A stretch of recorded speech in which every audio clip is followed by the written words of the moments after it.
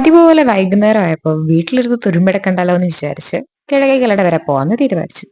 പോകുന്ന വഴിക്ക് ഒന്ന് രണ്ട് കാര്യങ്ങൾ ചെയ്യാനുണ്ടായിരുന്നു. അതിൽ മെയിൻലി കുറച്ച് ഫ്രൂട്ട്സ് ഐറ്റംസ് ഒക്കെ വീട്ടിലേക്ക് മേടിക്കണമായിരുന്നു.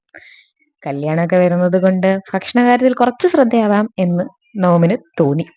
ഫ്രൂട്ട്സ് ഒക്കെ ആകുമ്പോൾ വലുതായിട്ട് വണ്ണം വെക്കാൻ ചാൻസ് ഇല്ലല്ലോ. പിന്നെ ഏതാഹാരവും സമീകൃതമായി കഴിച്ചില്ലെങ്കിൽ വണ്ണം വെക്കും, അതെനിക്കറിയാം.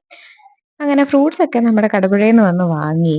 പിന്നെ കുറച്ച് പച്ചക്കറിയൊക്കെ വാങ്ങി. സാലഡൊക്കെ ഇനി കഴിക്കാം, ഡയറ്റിൽ ഇൻക്ലൂഡ് ചെയ്യാമെന്ന് വിചാരിച്ചു. പിന്നെ ഞങ്ങളുടെ സ്വന്തം സൂപ്പർ മാർക്കറ്റാണ്, അതായത് കടപ്പുഴക്കാരുടെ സ്വന്തം സൂപ്പർ മാർക്കറ്റാണ് പ്രവീക്ഷ. അവിടെ നിന്നും കുറച്ച് ഐറ്റംസ് ഒക്കെ വാങ്ങി.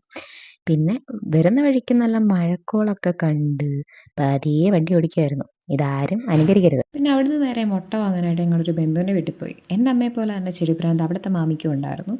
ഗ്രൗണ്ട് ഓർക്കിഡിൻ്റെ ഒരു ശൃംഖല തന്നെയായിരുന്നു. പല പല കളറിലുള്ള പല ടൈപ്പ് ഗ്രൗണ്ട് ഓർക്കിഡ് അവിടെ ഉണ്ട്. വലിയ മെയിൻ്റനൻസ് വേണ്ടാത്ത ചെടിയാണ് കേട്ടോ ഇത്. അതുപോലെ വീട്ടിലെ കൂട്ട്